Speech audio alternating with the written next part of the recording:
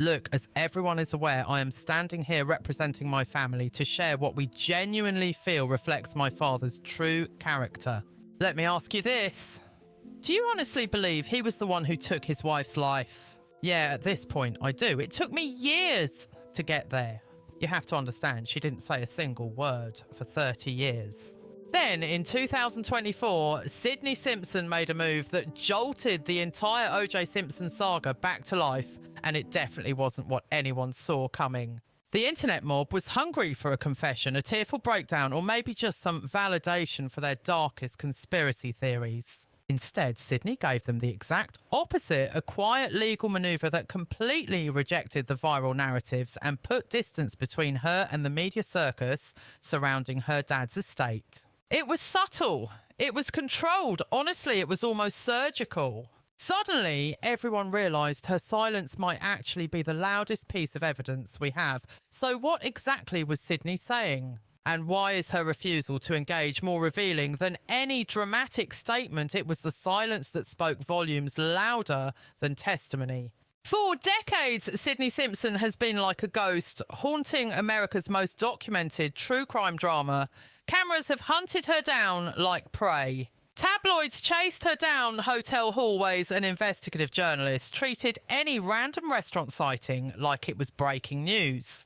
Yet Sidney seemed to figure out something the media never grasped. She knew if she just stopped talking, people would eventually start interpreting the silence for her. And the irony, maybe even the cruelty, is that they did exactly that. Even way before the probate filing in 2024, her withdrawal had already become its own kind of message. As analysts combed through the legal documents and family estate disputes, they noticed a pattern. It wasn't rebellion and it wasn't cooperation, it was strategy. Her refusal to step up as executor wasn't some emotional outburst, it was a calculated distance. If she had taken that role, every motion, every signature, and every lawyer's comment would have been weaponised into Sidney speaks on the case. Declining wasn't a retreat. It was a hard boundary. And that boundary became the very thing people started interpreting as her personal truth. Because think about it, if she really believed the version of events the internet wants her to accept, the guilt, the betrayal, the hidden knowledge, why would she shield herself with silence? And if she believed the opposite, why wouldn't she stand up and defend the legacy that once protected her? That paradox right there is where viewers, critics and theorists started projecting their own stories. On Reddit threads and TikTok breakdowns, one narrative claimed Sidney was the accidental victim who learned that silence was the only bunker where she wouldn't be torn apart. But then you had others pushing much darker, more sinister theories. They suggested that her silence comes from discomfort denial, or a need to emotionally distance herself from a version of events she can never publicly reconcile. Here is where we have to draw the line. Not because speculation isn't seductive for audiences, but because real accountability demands clarity. There is no public record showing Sidney confirming hidden guilt, secret knowledge, or dropping explosive revelations. What exists instead is behaviour, and behaviour always invites interpretation. And that interpretation, whether fair or unfair, became the ecosystem she is forced to live inside. Remember that one photograph from the early 2000s? Sidney with her head down, big sunglasses on, walking fast. The tabloids slapped a caption on it, Sidney in hiding. It was 3 p.m. on a Tuesday. She was literally just walking to a car. Yet that is the cage she inherited. Totally mundane actions became deep metaphors. But here is where the awful truth, the one many viewers expect, gets twisted. The tragedy isn't about what Sidney might know. It is about what she can never say. If she defends her father publicly, she is accused of being in denial.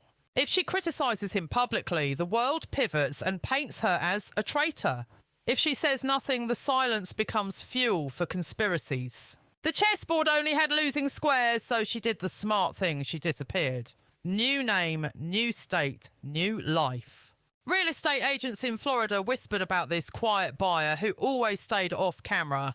Church communities described her as polite but incredibly private. She raised her dog, built a career, and ironically became successful without ever leveraging the Simpson name. This wasn't a failure to speak up, it was a mastery of vanishing. Still, despite building a life, ordinary people would envy the public wanted her to perform the impossible deliver closure to a story that was never hers to write. That is why her legal action in 2024 landed like thunder. Not because it was dramatic, it wasn't. It was a simple refusal, a line in legal language that quietly said, "I won't carry this myth for you." Commentators were expecting interviews, podcasts and memoirs. Instead, she let the bureaucracy do the talking. Some saw this as maturity, others saw it as a total rejection of everything associated with the Simpson legacy. And then there were the theory builders, the ones who stitched her silence into narratives far bigger than she ever intended. They talk about psychological trauma, suppressed truth, repressed memories. But here again, the line matters. None of those theories are verified. They are just projections from a society still trying to solve a case that was ruled closed decades ago. So consider this. We aren't left with neat answers here. Instead, we are stuck with a massive central tension that refuses to resolve. Sydney's lack of words wasn't just passivity or shyness. It was a calculated survival strategy. And ironically, her absolute refusal to talk transformed into the very thing the public twisted into the confession they were so desperate to hear. But ask yourself this. What if the ugly truth she was confirming wasn't about the crime at all, but actually a mirror reflecting our own obsession? We are looking at a society addicted to squeezing a confession out of thin air. Her disclaimer regarding the estate was a powerful silent act of total rejection. When OJ finally met his end on April 10th, 2024, over in Las Vegas, the entire world braced itself for one final media circus. The paparazzi were primed for tearful statements, public memorials, and probably a messy courtroom brawl over his belongings. But instead, something barely noticeable happened, and it completely flipped the script. Quietly, miles away from the hot lights and microphones, Sydney Simpson executed what online sleuths are calling one of the most symbolic shutdowns in modern celebrity history. She didn't lawyer up to fight for control of his brand, she didn't step into the spotlight as the grieving heir, and she certainly didn't scramble for rights or royalties. According to the court filings that have been making the rounds in Florida legal circles, the reality is much starker. She flat out declined to be recognised as a beneficiary and asserted control over the only thing that mattered to her, her own memory. Mainstream reporting never really plastered this specific choice across the front pages, but the eagle-eyed folks tracking the estate language picked up on a very specific, unexpected tone. It suggested she was curating exactly what she would allow to remain in her life and, more importantly, what she was cutting loose. It echoed a sentiment circulating in the public sphere that felt almost poetic, that she was reserving the exclusive right to decide her own identity, and it wasn't going to be the one tethered to her father's dark legacy. Whether this strategy was crafted by a high-priced attorney, paraphrased in forums, or interpreted directly from the dry legal filings, the impact remains the same. The messaging landed with the force of a thunderclap, and here is where things get truly eerie. If you were holding your breath for a tearful confession or a sit-down interview, this legal manoeuvre spoke volumes more than words ever could. Estate experts say rejecting an inheritance goes way beyond emotional distance. It is a definitive legal severance. It marks a complete separation of financial interests, future rights, image usage, business association, executive power, and even residual checks. Sydney didn't just casually walk away from a pile of cash. She sprinted away from the shadow that came with it. And that made people start asking the real question, why would anyone turn down a fortune that could erase their financial stress forever? What do you have to know or feel so deeply in your bones that you would rather walk forward with empty pockets than take a single slice of that empire? For years, viewers thought they had Sydney figured out, silent, guarded, maybe a bit protective of the family name. Suddenly, she looked decisive, almost defiant in her rejection. Then the plot thickened when whispers about her brother Justin suggested he was following the exact same playbook. Analysts looking at the paperwork saw a clear suggestion that neither of the adult children had any appetite to touch that inheritance. There was no fight, no counter lawsuits, no attempt to seize control of the narrative or the assets. The rumoured financial advisor for the estate, Wells Fargo, wouldn't go on record to confirm it, but it looked like the assets were effectively frozen because the heirs simply didn't want them. But the story floating around legal blogs painted a bizarre picture, an estate sitting there completely untouched, unclaimed and unwanted like it was radioactive. To the millions watching this unfold, this wasn't just apathy or indifference. It was a loud, clear message. If Sydney has been speaking through silence for 30 years, this was her very first complete sentence. And that sentence was a hard no. Think about the weight of that. Most people wait their entire lives for a windfall inheritance. They dream about it. Sydney did the exact opposite. She opted out not by selling a tell-all book or holding a press conference, but with a simple signature that legally declined the connection. That single move carried more gravity than any verbal admission because it was binding, recorded in the courts, intentional, and it poured gasoline on the speculation fires. Was this her drawing a final boundary line against everything the public had projected onto her for decades? Was this her way of fixing the history books without speaking her truth? And this is where the late-night internet theories really start to spark. Was this a form of symbolic accountability? Was this a daughter distancing herself from a family identity she never signed up for? The legal world certainly sat up and took notice. Lawyers describe these estate disclaimers as one of the most decisive forms of separation you can file. It's stronger than a PR statement or just staying off social media. You aren't just closing a door, you are ripping the hinges off the frame and walling it up. The emotional reading of Sydney's manoeuvre almost totally overshadowed the financial aspect. People felt a shift in the atmosphere. They sensed a deliberate intention. This wasn't driven by profit margins. This was driven by identity. It's as if she screamed without opening her mouth, "I will choose what defines me."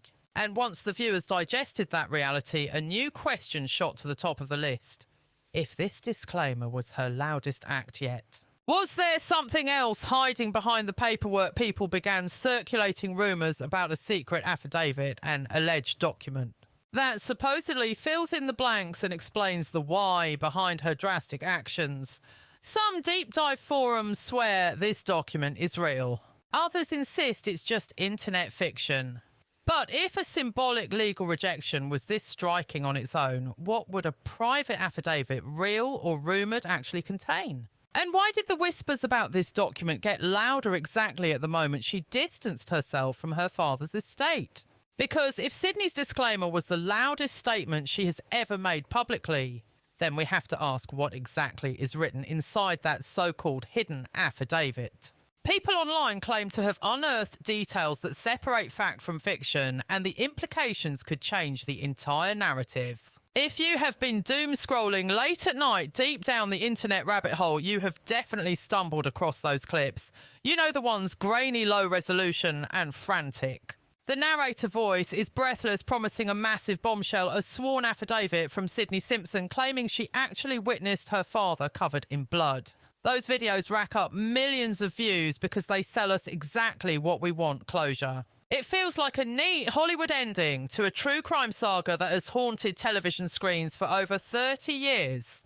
But hold your horses, because there is a major catch. There is an old saying that extraordinary claims require extraordinary proof, and frankly, in this specific case, the receipts just aren't there.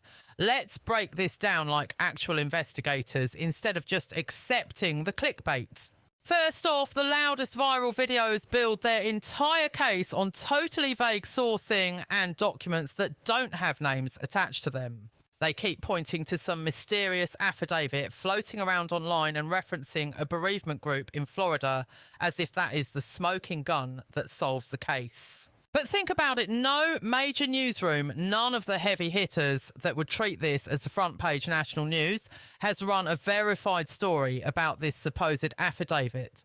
When a piece of evidence surfaces that could rewrite a decades-old criminal narrative, mainstream outlets like TMZ or CNN dig in fast and hard.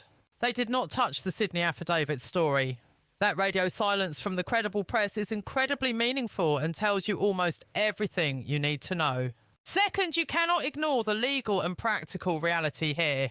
In 1994, Sydney was only 8 years old, and juvenile records plus privacy laws kicked in hard to protect the kids connected to the case. Any official statement made by a minor, especially one that would have been critical in a criminal proceeding of that magnitude, would be thoroughly documented in court records, and it would have surfaced in investigative reporting decades before now, if it actually existed. You have to remember how incredibly high profile the Simpson trial was. Cameras were everywhere. For something as explosive as a sworn child affidavit to be real, it would have been a historical needle in a haystack of constant media coverage impossible to hide.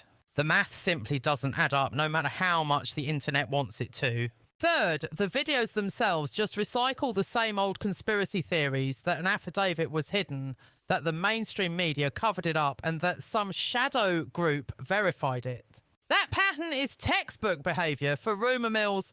When a public figure stays silent for decades, rumours start to fill in the blank spaces with fan fiction. People naturally prefer a dramatic confession narrative because it wraps the messy story into a perfect loop they can share with their friends. But gossip is not evidence. So what can we actually verify? The grounded, boring reporting shows a much more consistent picture. We are looking at the estate complications following OJ's death, the ongoing financial claims by the Goldman family, and the activity in probate court records. The estate situation is a total mess, and the children's legal manoeuvres regarding their beneficiary status and image rights, along with any estate claims, are legitimate standard avenues for making a public statement without ever having to sit down in front of a camera. That distinction is crucial because it explains why a legal filing or a waiver would be a real verifiable action, while a secret affidavit claiming eyewitness trauma is a completely different animal. There is also another wrinkle to consider: interviews and personal testimony from people who actually knew Sydney back in the day. There was a publicly circulated interview from years ago with an ex-boyfriend that suggested she truly believed her father was innocent. Now, tabloid coverage is messy, sure, and you have to take those sources with a grain of salt, but they still hint at a larger truth. Sydney's private life has complicated emotional layers, and people close to her have given mixed impressions over the years. One person's memory of her belief does not equal legal proof of anything, obviously, but it does remind us that there are human realities involved here that do not map cleanly onto viral TikTok narratives. Now, why does this matter for you scrolling at midnight? Because if you want to sound credibly informed in the group chat, you need to know how to weigh these wild claims. You have to ask, is the source named and traceable? Is this document available in public court records? Would major news outlets be able to confirm it quickly? If the answer is yes, share it. If no, treat it as a rumour worth interrogating, not something to amplify. Let's also talk about the motive here. Why would someone push this fake affidavit story so hard? Sensationalism draws massive attention, which brings in ad dollars and subscribers. It is an endless feedback loop. Every unverified claim prompts a fresh wave of engagement, which basically trains creators to chase the next viral plot twist. The moral here is simple: silence creates a vacuum. The internet rushes in to fill that vacuum with the story it wants to hear, and there is an important legal distinction that keeps getting lost in 2026. Refusing an estate or inheritance is not an admission of guilt. People constantly conflate emotional choices with confessions because they want narrative convenience. The kinds of legal steps Sydney is reported to have taken are entirely consistent with someone just trying to protect their emotional well-being and privacy. Legally disclaiming an inheritance severs financial and intellectual ties. It can effectively block image rights, royalties, and the messy public business of being associated with a controversial name. That is a very different thing from signing a sworn statement about witnessing a crime. Finally, let's be honest about the power of silence itself. People read meaning into it because silence is all they have to work with. Some interpret silence as guilt. Others see it as dignity. Both are just projections. The truth is likely much more prosaic. She chose privacy, and that choice was misread, sensationalized, and then weaponized into alternate histories by creators hungry for traction. So where does that leave us right now? We can safely dismiss the loudest voices in the room.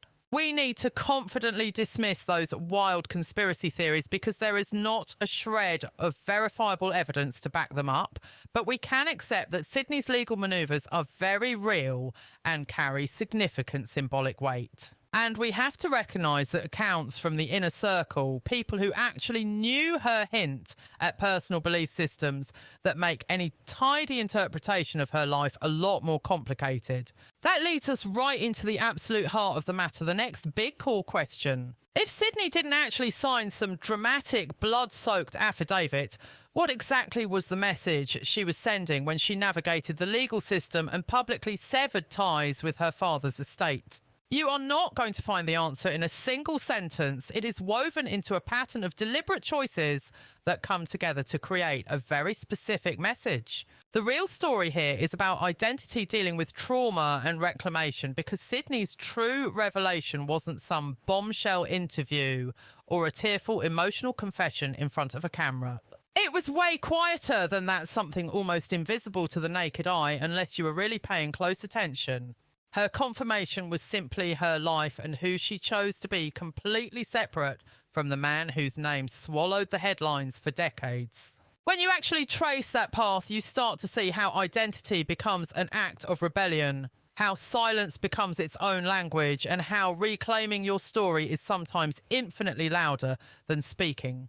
Just imagine for a second inheriting a surname that instantly unlocks conversations nobody would ever dare ask another child. On one side of Sydney's bloodline, you had Nicole Brown Simpson, a mother the world remembers for her warmth and her tragedy. Then on the other side was O.J. Simpson, a massive sports icon who morphed into a polarising cultural lightning rod. As she grew older, she didn't get to decide which parent people saw when they looked at her face. The public went ahead and made that decision for her. To them, she wasn't just Sydney anymore. She was the daughter of the accused, the living evidence of a court case that just refused to die. Nicole's sisters actually voiced this recently when they finally broke their own silence following OJ's passing. They weren't speaking just to rip open old wounds, they were doing it to honour Nicole and to protect Sydney and Justin in a way their mother wasn't around to do anymore. They admitted that right after the verdict, they were told to smile around the children, to hide their grief and to pretend everything was fine because their pain might damage those kids forever. And Sydney, she had a front row seat to that entire performance. She saw the adults in her life swallow their heartbreak just to shield her, and that kind of thing becomes core memory material. You never forget the moment you learn that the truth can be dangerous, so Sydney went ahead and crafted her own version of the truth. She did something most people definitely didn't expect from the daughter of a man at the centre of one of the most watched trials in American history. She essentially disappeared, but not in a dramatic vanishing act and not in a way that had tabloids running. Where is she now? Headlines. Those stories usually paint her as fragile or broken, but she just moved with intention, heading to Florida to build her own real estate company. She started dating and eventually parenting the way regular adults do, ensuring her life didn't read like a tragic sequel to her father's story. Instead, it read like someone who was actively rewriting the algorithm results attached to their name. If you watch closely, her decisions look incredibly strategic. She didn't milk her identity for brand deals, podcast interviews, or easy memoir money. She didn't sit for those sit-down with Oprah moments. She just worked, bought property, and built genuine friendships far outside the Los Angeles bubble. People finally started to see a simple truth that was hiding in plain sight. She wasn't trying to escape her past. She was trying to build a present that wasn't dictated by it, and then came her quietest yet loudest move. When OJ's estate filings became public and everyone online leaned in waiting for a juicy twist, Sydney did the exact opposite of what the narrative demanded. She simply opted out and didn't fight for the money associated with her father's name. That might seem like just paperwork to some, but psychologically it was a massive declaration. She refused to benefit from the same tragedy that forced her childhood into a courtroom, which is the kind of confirmation people overlook because it isn't sensational, but it is seismic if you understand trauma.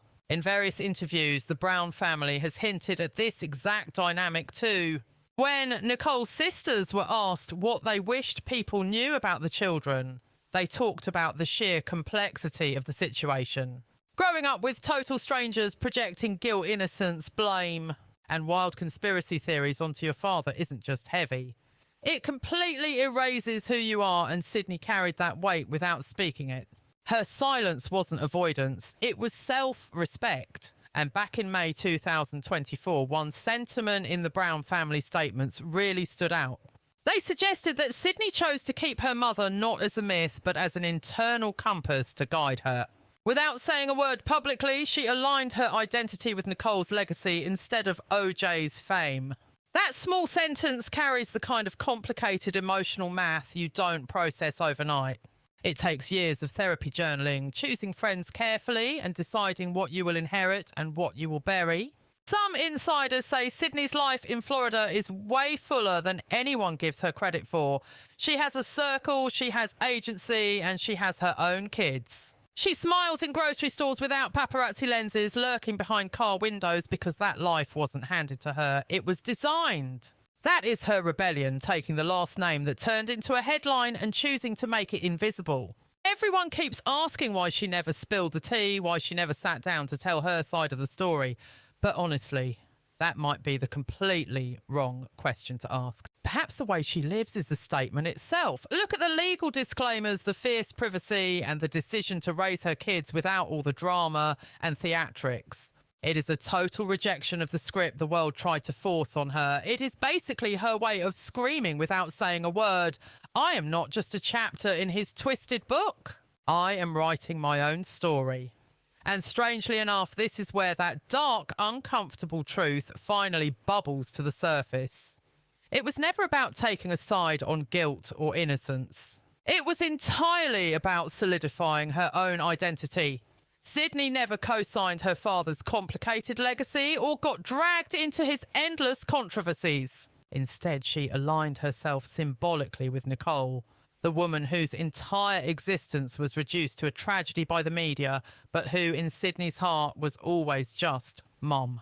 That is exactly why her silence turned into such a power move. Sometimes refusing to explain yourself to the masses is the ultimate way to prove exactly who you are. If she had opened her mouth back then, the tabloids would have chewed her up and spit her out, but now her quiet, dignified adulthood stands tall like a monument. It sends a clear message: survival is actually possible, real healing can happen, and choosing peace over profit is a viable option. So now that we truly get this act of taking back her life, we have to ask the big question: how did this entire saga begin? What created this psychological war zone long before Sydney even realised the whole world was staring at her? To figure that out, we need to rewind the tape to the night everything shattered. What specifically went down in that defining moment that put Sydney on this trajectory? We are talking about the night it all changed forever.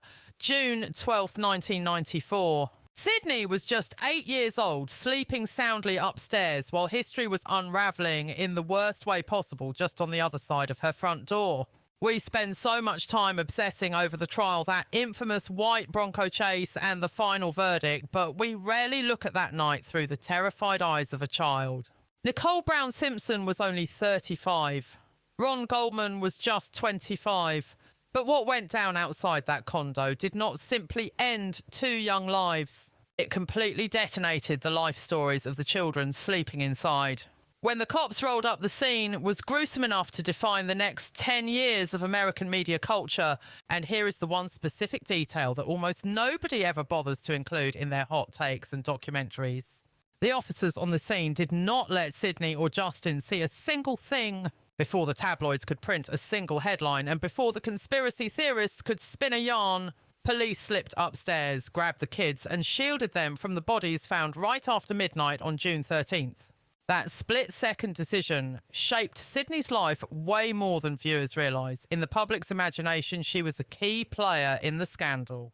But in reality, she was a protected juvenile witness who legally could not be dragged into that 3-ring circus. Just think about that for a second. The entire world was arguing about guilt motive, DNA race and celebrity. But those kids, they were legally sealed away behind strict juvenile confidentiality rules. You did not see them doing sit-downs with Oprah. You did not see them on the courtroom footage. Their trauma was kept invisible by design. Now, fast forward a year to October 3rd, 1995. Sydney is 9 years old. Justin is 6. The whole of America is sitting on the edge of its seat for the verdict. Millions are glued to their TVs. Schools literally stop classes. People are cheering, screaming, and crying in the streets. But for these two kids, the reaction was not some political statement or cultural moment. It was just confusing. They were old enough to get that something huge was going down, yet way too young to understand how their family name had suddenly become a lightning rod for every TV debate and late-night monologue joke. Right after Nicole's funeral and that historic verdict dropped, the children were immediately placed in the care of Nicole's sisters. Eventually, custody shifted around through these incredibly complicated family agreements that never made it onto the news graphics. Sydney grew up watching adults fight over a story the world thought it owned all, while she was supposed to pretend everything was totally normal. Everyone was out there debating forensic timelines, theories about the glove, and watching that slow-motion footage of the Bronco chase on repeat. Yet nobody was talking about how a fourth grader is supposed to process strangers chanting her father's name like it is a football game. That is the hidden chapter the mainstream coverage never gave the viewers. And honestly, that is probably why Sydney, years later, turned down every documentary role, every interview invitation, and every offer for a court TV cameo. She was not just guarding her privacy, she was protecting the intense psychological reconstruction work that ordinary people never got to see. Her silence was not about avoidance. It was about pure survival. Here is where things get really interesting. Today, Sydney is in her 30s, raising a family of her very own. She built a quiet life down in Florida, working hard and intentionally stepping outside that toxic media ecosystem that tried to make her existence public property. Some journalists tried to frame that as suspicious, while others called it being protective. But if you actually look at it through the lens of childhood trauma and the verdict hanging over her name, a totally different interpretation starts to emerge. Her distance from the spotlight is the statement itself, a complete rejection of the narratives built by total strangers. That is the ultimate irony. The so-called awful truth is not some confession or a secret diary entry. It is how living in total silence became Sydney's ultimate power move. When society was begging for a spectacle, every interview she turned down, every boring legal filing, and every declined public comment was a quiet clapback to 30 years of people asking her to relive a night she never even saw, but was defined by anyway. And all of this raises a much deeper, more uncomfortable question. When a child is raised right in the epicenter of the most notorious criminal case in American history and actively decides to build a life completely engineered to keep fame at arm's length, you have to ask yourself something. Is that silence just an escape route, a protective shield? Or is it actually the only form of honest truth she ever really had control over? Because right now the conversation is shifting in a major way, and Sydney is not just that little girl anymore. She has a whole new generation looking up to her, living a life that is totally free from those chaotic courthouse steps and the insane tabloid frenzy that defined her childhood. She stands alone as the only person on this planet who truly understands the heavy price tag of growing up in the dark shadow of a verdict that millions of people either cheered for or absolutely hated. So where does she actually go from here? As we look at her life today, she is a devoted mother, a real estate owner, and a woman who managed to completely rewrite her identity without ever inviting a single camera into her home. But what does that future really look like now that the narrative is finally 100% hers to define on her own terms? Because if silence is what shaped her tragic past, what exactly will Sydney Simpson say with this next unwritten chapter of her life? Let's talk about the silent confirmation, because here is the real thing you need to understand. When we say that Sydney Simpson confirmed the awful truth, do not get it twisted. We are not talking about some shocking sit-down confession or a lucrative tell-all interview deal. There were absolutely no explosive statements made to the press, and certainly no dramatic courtroom reveals for the cameras. The confirmation came entirely through her life choices, her legal manoeuvres, her strict personal boundaries, and the quiet, deliberate way she has protected her private world and her mother's memory for well over 30 years now. That is exactly how she spoke volumes without ever saying a single word, and honestly, therein lies the lesson for all of us. Sydney's journey is not just about surviving the massive shadow of a trial that held the entire world captive. It is a story about deep trauma, serious resilience, and physically reclaiming your own story. While millions of people debated OJ's guilt and dissected every bloody glove, every low-speed chase, and every single slip-up by the prosecution, Sydney's truth was lived out in total silence, found in small daily victories, and in her absolute refusal to let the ravenous media or public speculation define who she is. That is a major power move that very few people notice, but when you look closer, it is one of the clearest statements she could possibly make. And we cannot forget that Nicole Brown Simpson's legacy is living on right alongside her daughter.